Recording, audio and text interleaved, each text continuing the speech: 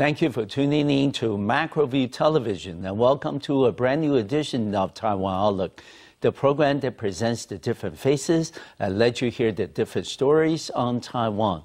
I'm your host, Wu Ruiguo. Have you ever participated in a triathlon before? And how do you prepare and train yourself for such a physically demanding event? Well, we're going to find out on today's program because we are delighted to have Ms. July Heijungs, who's currently a graduate student at Catholic辅仁University in Taiwan. And more interestingly, she is a triathlete, to talk about her experiences in participating in triathlons in the past. Welcome to our program, July. Hi, thank you. Hi, my name is July. And, well, I'm very happy to be here. It's a pleasure to have you on the program, July. Thank you. Yes. Thank you very much. Well, tell us a little bit about yourself, July. We know that you originally came from the Netherlands, and then you've been to Taiwan, and now you study at the graduate school. And tell us a little bit about your background, under what circumstances that you came to Taiwan. Well, I did my bachelor in Chinese in Holland at the Leiden University. Okay. And when I graduated, I came here 7 years ago. All right. To do an internship at a puppet museum in Datongqu. Oh, Datongqu, good. And then I got accepted in Fujin University. And what do you study there right now? Textile science. Oh, okay. So it's a master. All right. And that's the interest that you have, textile science.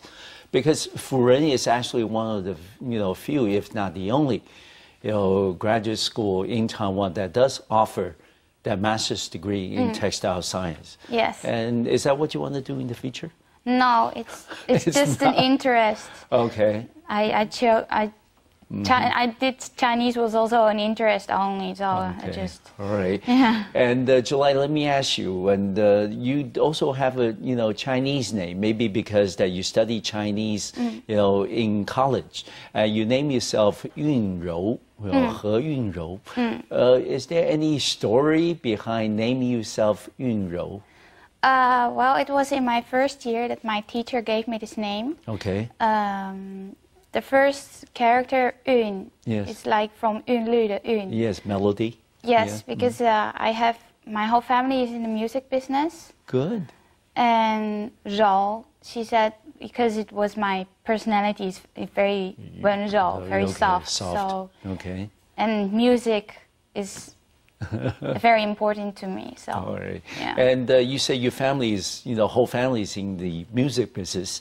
How about yourself? Do you play any instruments? I did the violin when I was little, okay. But I stopped when I came. I stopped when I came to Taiwan. Okay, yeah. And we also understand that your family also has a very, athletic background, because your father was once a participating athlete, participant in the Tour de France, the race. And can you tell us a little bit about your family's, athletic, inclination to be involved in some of these very demanding events? And also the fact is your father was in the Tour de France. Did that have anything to do with your subsequent, decision to be a triathlete? No. Okay. All right. It's just our family sees sports as something we have to do. We don't. You have to do. Why? We don't know. We don't call it sports. We call it to move ourselves. Okay. And my father has one passion. It's bicycling. Yeah. All right. So he started in Holland. We started riding our bicycle when we were very small. Yes. So, and for me, well, I started already when I was still a baby. Just like moving around all the time. So they didn't stop me and just let me. So it's just normal. Yes. Yeah. I know, but July, I mean, doing bicycling as a recreation or as a means of transportation is very different from doing bicycling in a competition. Okay. And how was the transition for you? I mean, we're going to talk about triathlon a little later. One of the events in the triathlon races is cycling. All right. And how was that transition for you from doing it recreationally and you felt it was second nature. I started doing when I was little, and now you're doing on the competitive level. Well, so, I started it's a big jump. I started to do races when I was very little. So very little meaning what, 6, 7? I think like 12, 13. Oh, okay. And I got my first race bike when I was 6. So, but I also did marathons and I could swim. So 1 year ago, I started with a triathlon team in Taiwan. Okay. To join them, and so I just thought, well, it's a nice transition of like first swim, then bike, and then run. It's not getting boring or anything. No. So, and now it's a passion of me. All right. Do you think that you have the aptitude to be an athlete? Because the athlete, any athlete, you need to be very disciplined. You need to train. You need to prepare yourself mentally as well. All right. When did you discover that you have the aptitude? Well, I was in ballet school when I was little, so my mindset is completely focused on when I do this, I just do this, and whenever I have pain, I don't stop.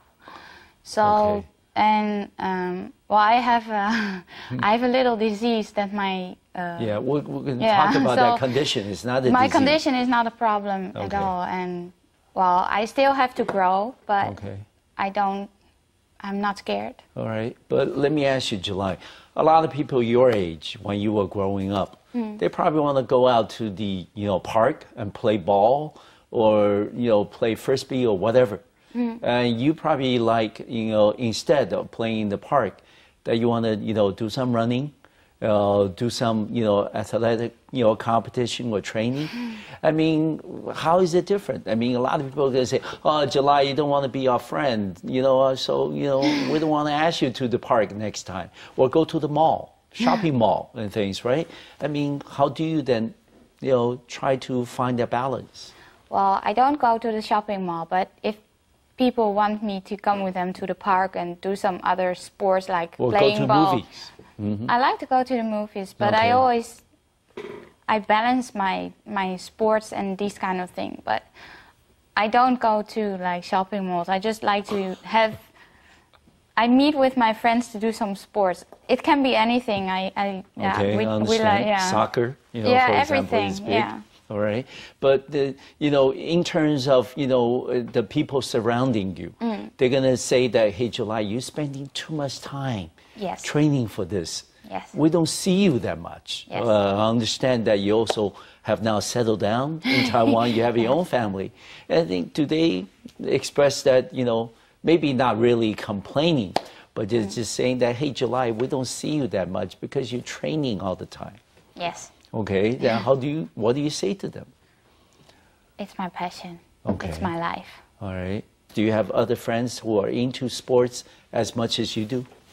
Yes, because my friends are all like playing in triathlon or marathon, that kind of stuff. So, but I'm perhaps a little over. I just don't stop. No. Do you think that's also a condition that's not necessarily related to the condition that you were born with? No, I don't. I think it's just something in my head. Okay. It's nothing to do with the body. It's just... Okay. Yeah. But do you communicate with yourself? Sometimes, maybe you're physically tired. You've been running for 5 hours today. You've done bicycle for, another 2 hours. Maybe you're tired, but your mind tells you, hey, you want to keep going. Does that happen? Yes. Okay, but aren't you afraid that you may get hurt? You may have,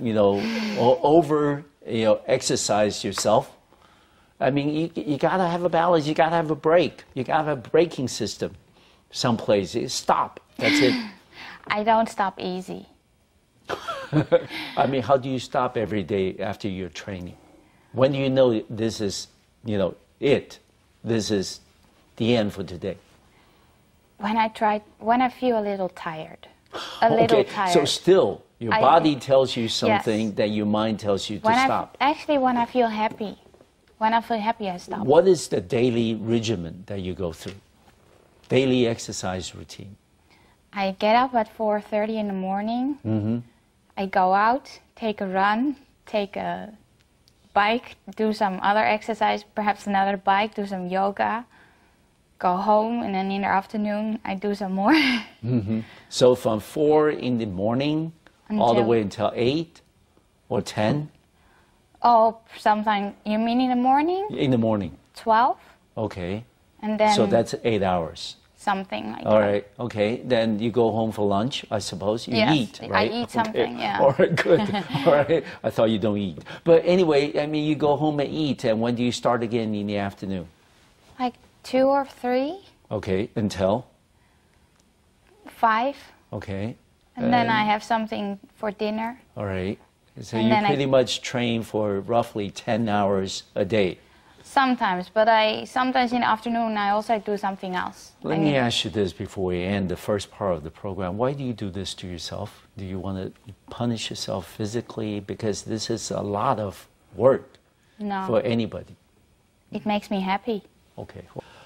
July, we'll talk a little bit about your background with your family, getting involved in sports as well. But let me ask you this. You know, we understand that you were born with a condition. You know, this is what we call attention deficit hyperactivity disorder, you know, ADHD. And when did you discover that you have this condition? And how has the condition evolved or changed over the years? And how is your life different because of the condition?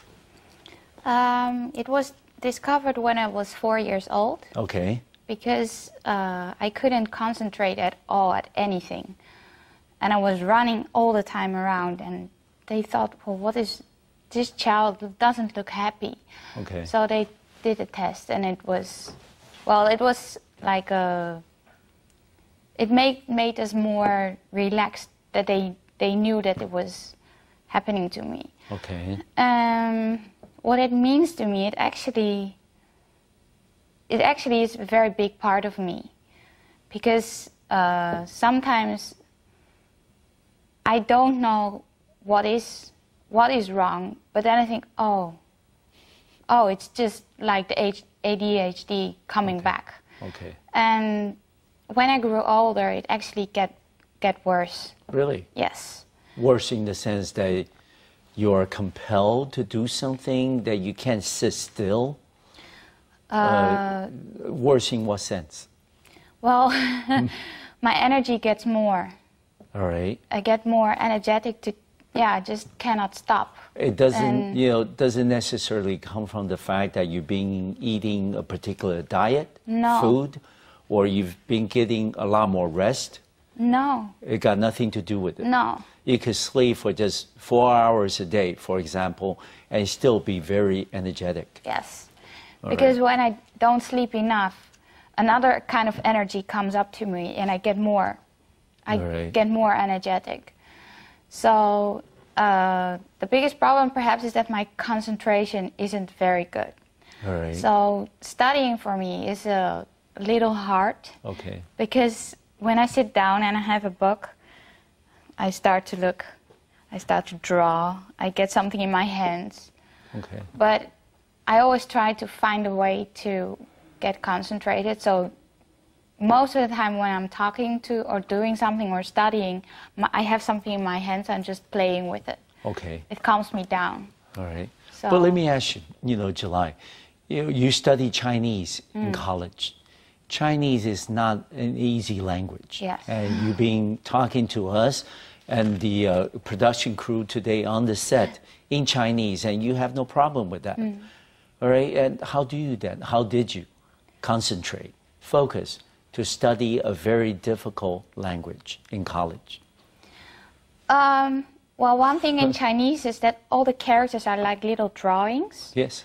I'm very visual, so when I started to learn the characters, I was just drawing little pictures and I understand what it's meaning. Okay. But the other thing is that with studying Chinese, you need to get focused. You need to be concentrated on one thing and really dedicate yourself to doing this.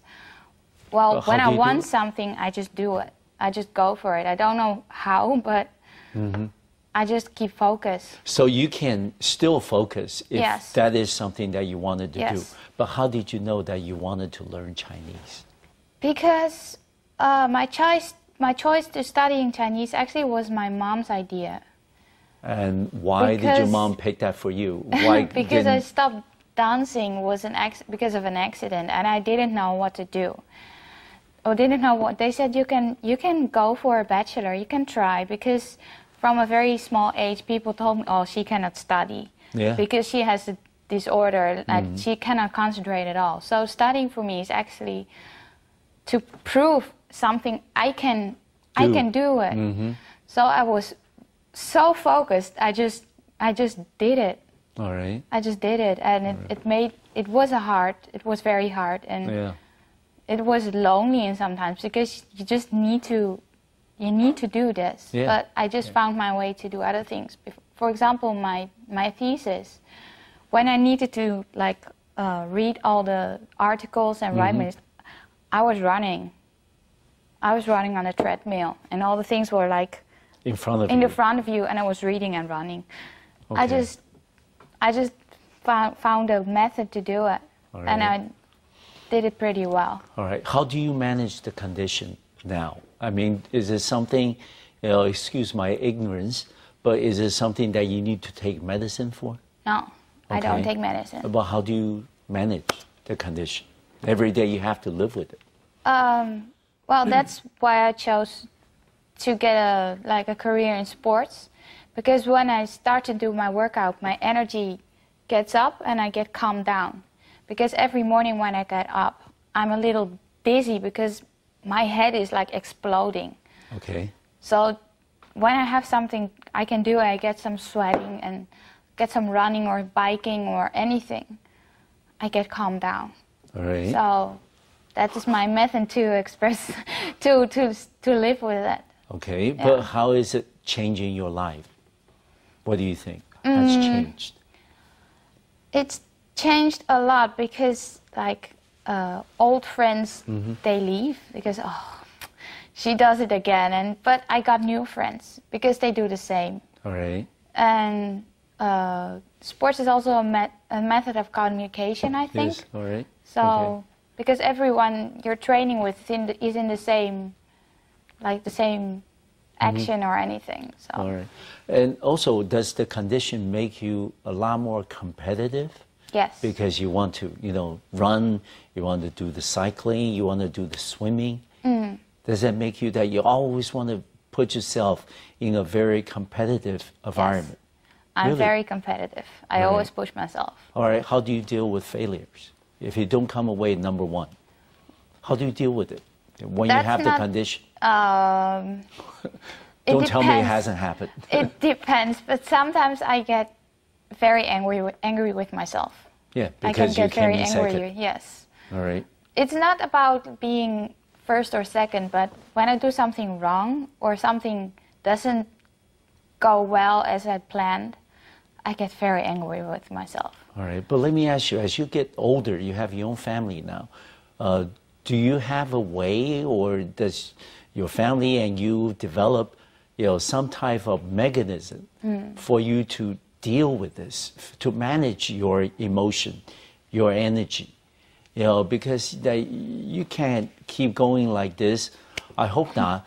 When you reach 50, 60 years old, right? I mean, how do you then cope with it? Well, one thing in life that really helps me is animals.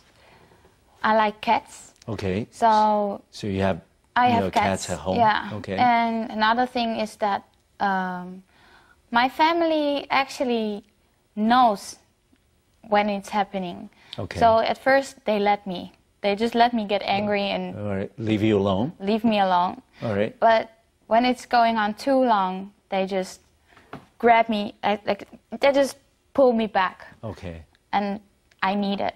All right. Because otherwise I just don't stop. All right. And I go over. When you get angry, what would you do? Throw books? Smash tables? I get wild. Okay. I can just completely lose myself when it's really, really, really, really over. Okay. So. All right, let's shift the focus a little bit about triathlon. Okay, how long have you been doing it? A year and a half. Okay, and do you like it? Because you need to do 3 events, right? You know, swimming, cycling, and also jogging, running. And which out of the 3 is most difficult for you? I think. None of it. Well, I always say running because I don't like it so much, but my running is actually pretty strong. Okay. Yeah, because I think my legs are long and that. But and also the way your body is built, you're very thin. That means you're doing long distance for many years, right? Yes. Have you done marathons before? Yes. Okay. And with all these trainings, I mean, how do you then prevent injury to yourself? You know, I mean, there's got to be a limit for, you know, everybody as to how much you can do, right? You're training for a triathlon. This is something not everybody can do. All right, and you train in it for at least for the last a year and a half, and then you're probably going to continue in the foreseeable future, right? I mean, how do you then prevent getting hurt? Well, that is something I need to learn. Yes. Because when I'm really going through it, I don't feel pain anymore. Really? So I often, when I got too much, perhaps I did a little too much. Yes. But I'm learning, and so I take my breaks now, and when I think, oh, it's enough for today, I just do something else. But it's still a little activity, something. Perhaps it's not taking my own bike, I take a U-bike here in Taipei. Yes. And just ride a little in Taipei to buy something. I don't know, just... I'm learning to balance it right now. All right. Yeah. But let me ask you, have you ever thought about getting a coach? Somebody who can tell you, hey, July, this is it for today. No more. Yes, I need a coach. You need a coach, but you don't have one yet. Yeah, it's not only for training, but also for nutrition. Okay, and let me ask you, what is the reaction from your husband, for example, when you need to do this? Does he train with you? At first, he was too worried.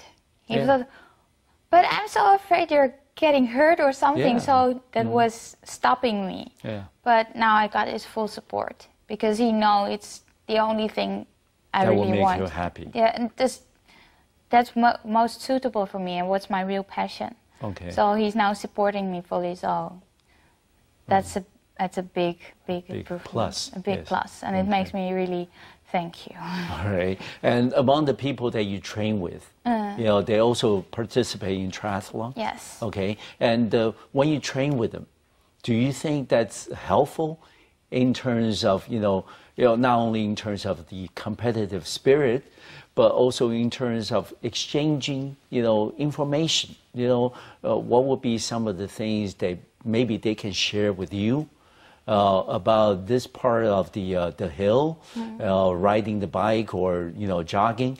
You know, do you think that's helpful in terms of for you to not only, you know, contain the condition, but also help you from preventing injury? What do you think?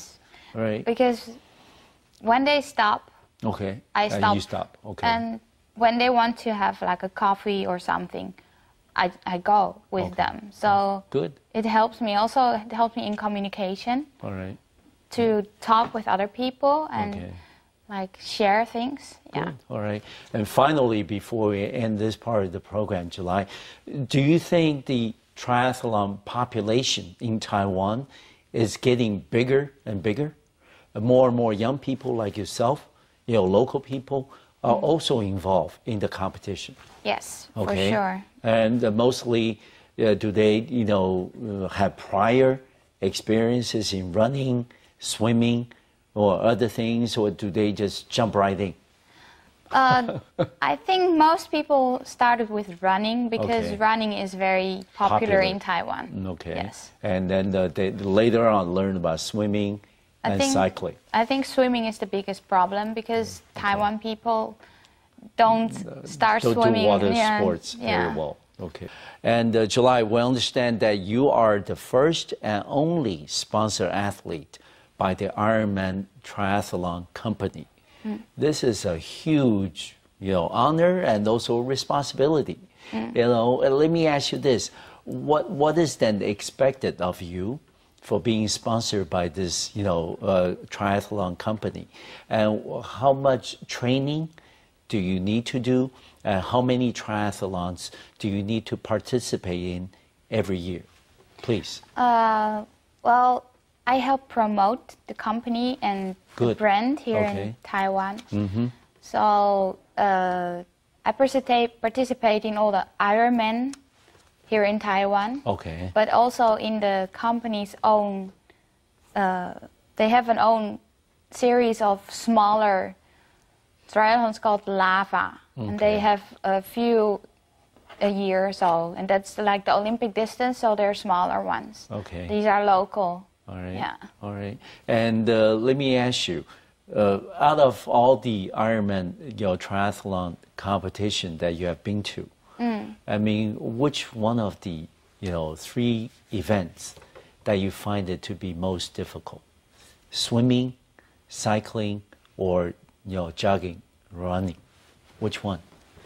I think running, because on the bike I go completely, I go fully out because I like the bike. Yeah, and also you started when you were very little. Yeah, so the transition is a little hard, but when I found my pace, it's just like, okay, I'll go. And then, it's over already, and then it's just done. Yeah, but I think it's the mindset, like from, I need to balance more the 3 parts of it, so that I don't completely go out on the bike. Like, I can ride my bike. Overextend yourself, But let me ask you this. When you were training, which one of the 3 that you trained the most, and why? Bike. Because it's my passion. Yeah, and I know I'm good in my bike, so I just think, I can get better, and then I like this so much, and then You've probably been through all the different bike routes around Taipei or Taiwan. Almost anything, almost any of them. Yeah. All right. In a course of a day, how many hours do you train for biking? 2 to 3 hours. Okay, and what's the distance that you can cover in 2 or 3 hours? 100 kilometers? It's always over 100. I don't go below 100 kilometers. Okay, 150? Sometimes like 120, 150, something like that, yeah. All right. But when do you know that your body tells you that that's enough? Well, I plan a route, and then I come home, and then I start to listen to my body now. So when I think, it's enough, and I have other things to do today, then it's enough. Okay. But when I said, perhaps I can do a little swim, I just do a little swim after biking. After biking. Okay. But I really start to learn to balancing now, so it makes me happy. That's wonderful. Yeah. And let me ask you this: when you do a triathlon competition, maybe for example it happens in August, right? How much ahead in time that you need to start preparing and training for? 2 months, 3 months? It depends on the distance. Okay. But for a smaller, like Olympic distance, I don't really plan any training anymore. Perhaps I do more swim, and then I just start to time everything, and perhaps I can get a little stronger here and there. Just a little more. But when it's for a bigger event, I just get more. I just, I need to focus. I need to do more swimming. I need to get more bike on this distance, and running. I need to do more running training. So then, and then perhaps 2 months or. Oh, really? Yeah. It would take that long. 1 month or 2 months.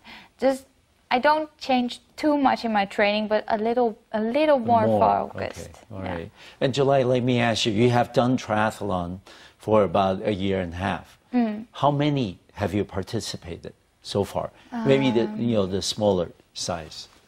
I did, I think, 10 something. All right. That's still quite a bit in terms of 18 months, a year and a half, right? All right.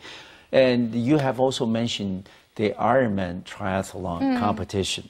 That is a lot bigger in terms of the distance for each of the events that you need to cover. You know, for example, my information here tells me that for swimming, you need to swim 3.8 kilometers, and for cycling, that you need to do over 180 kilometers, and for running, you need to do 42.2 kilometers. These are very long distance. Yes. And then when do you think that you're going to be ready mentally and physically to do such, great distance of triathlon competition? Maybe take another year? For sure. For sure, another year. All right. Perhaps next year or the year after. I'll see. But for sure, not this year. It's not possible. Only in relay. All right. Yeah. We, of course, we don't do, for those of us, we don't do triathlons. We, of course, were, shocked or, being awed by the numbers that I just mentioned. But for a triathlete like yourself, you've done, 10 already. What's needed for you to take the next step from the smaller scale triathlons to the Ironman competition? What's needed? More mental or more physical, or is it both?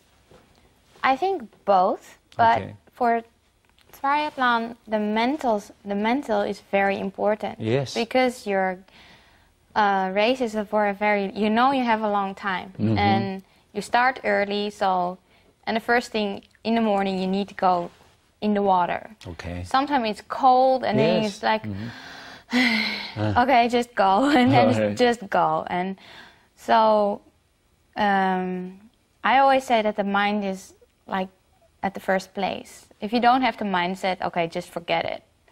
But you cannot forget the training you need, because for example, you cannot do a full marathon without any training. You also cannot do an Ironman without any training. Of course. So, but you need to have the mindset to do the training. So the mindset comes first, but you need to get the training as well. Okay. And let me also ask you this. We understand that it takes a lot for anybody to be a triathlete. It takes endurance, it takes determination, but also people have mentioned core strength and flexibility are also very important for a triathlete. How do you then train for those, strength and flexibility that you needed? How do you get yourself ready for those? Well, I do yoga. Oh, okay, good. And I was a ballet dancer before, so my flexibility is very good. All right. And I feel when my body is, it doesn't feel good. I did too much running, too much swimming or anything. So then I do yoga. And but the yoga I choose is not like the completely like slow. I do a more active yoga called body balance. It also has like core training in. Like it's a mix of Tai Chi, yoga and Pilates. So it has like the it's three. A combination. Yeah, it's a combination. All right. All right. Yeah.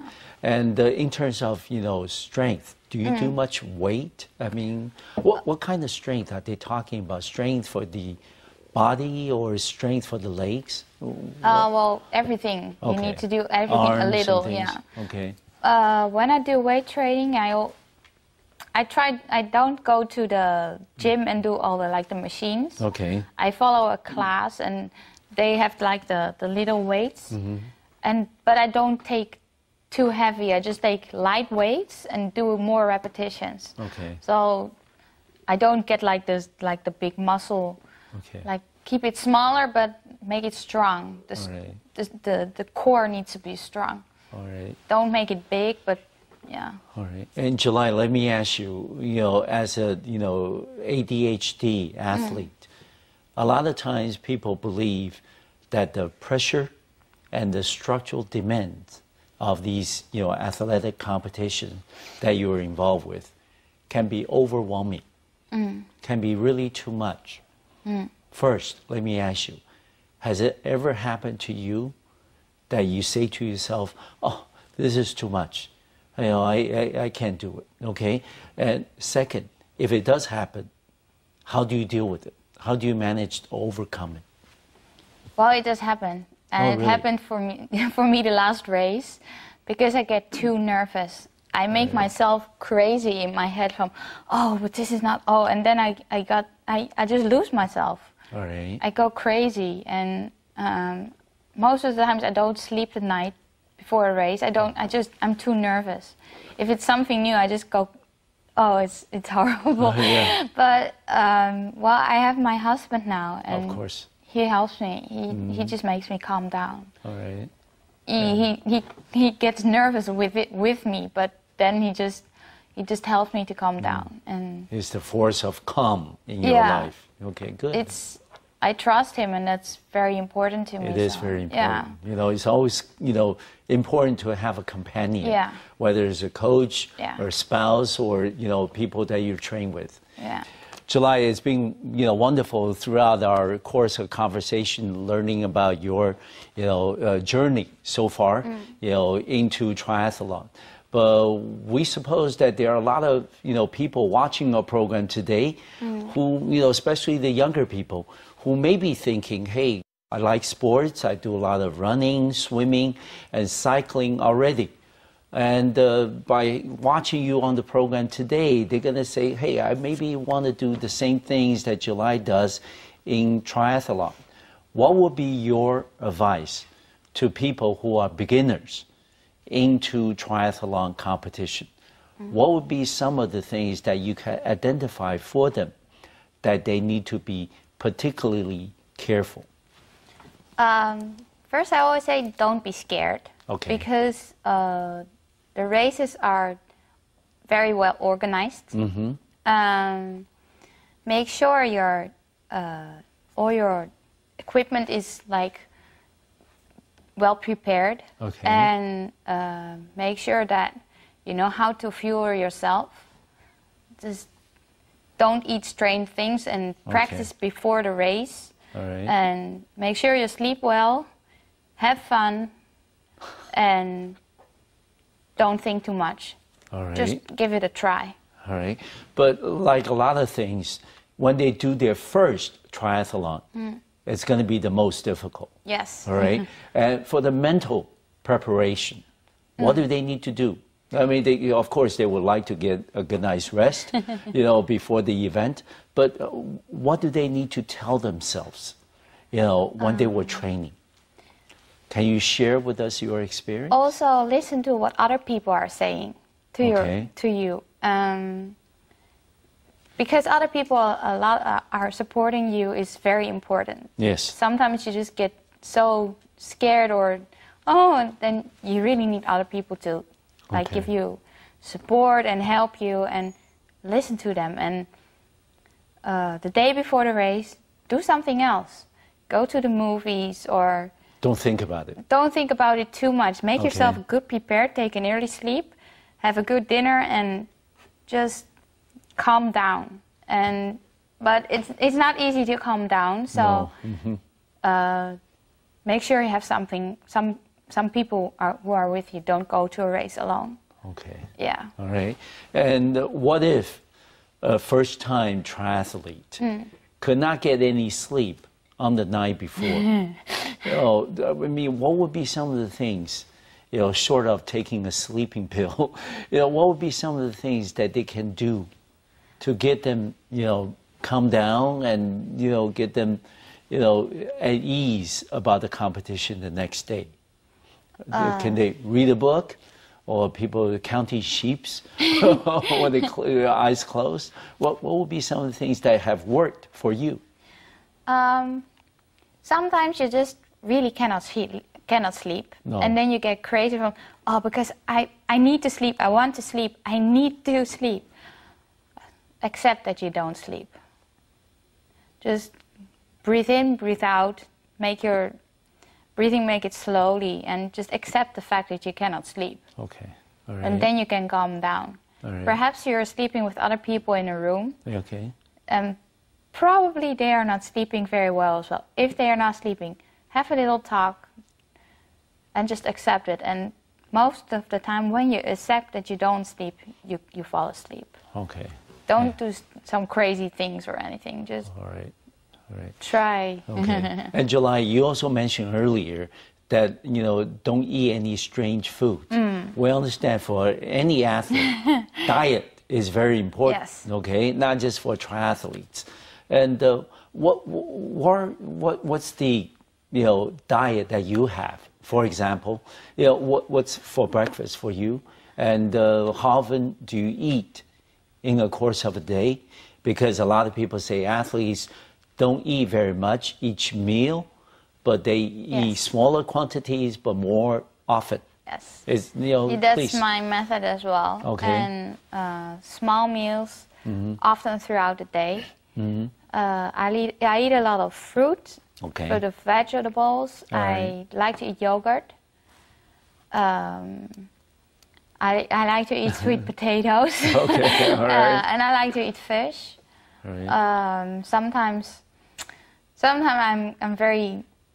I just need some chocolate, but like I don't eat like too oily, too salty, or any strange things that I don't know what it is. I just don't eat it. Okay. I just keep it simple. All right. And yeah. Okay. I keep up with that. All right. And also, there are people who are, you know, training for triathlon maybe for the first time, and they also concerned about injuries. Okay, this is of course a lot more demanding physically than anything they have ever done before. What would be some of the things that you would recommend to them to prepare and prevent injuries? Well, one thing, when you do sports, you get injured. Okay. There is for sure you get an injury sometime, someday, at one moment. But just think about it when you're doing triathlon. When you get injured in running, for example, your ankle, you cannot run, you cannot bike, but you can swim. Oh, okay. Because in the water, it's a kind of therapy. Yes. So there's always something you can do when you really, you can do some like a very slow yoga. That's no problem. All right. So when your leg is hurt, you can train your upper body or your core. Okay. So. All right. But you get injured, that's for sure. But you can minimize it by getting a good strength core. Be sure about get well trained and have a good mindset. Okay. Yeah. And July, let me ask you, how often do you go back home now in Holland? Once a year? No, once 2 years. Oh, once every 2 years. Yes, okay. probably. But your parents must know that you are now into triathlon. Yes. And you're a triathlete. Yes. What's their reaction? Did they think that, oh, my little baby girl, you know, grown up and is now really into sports, and then, you know, she's, you know, very good in triathlon?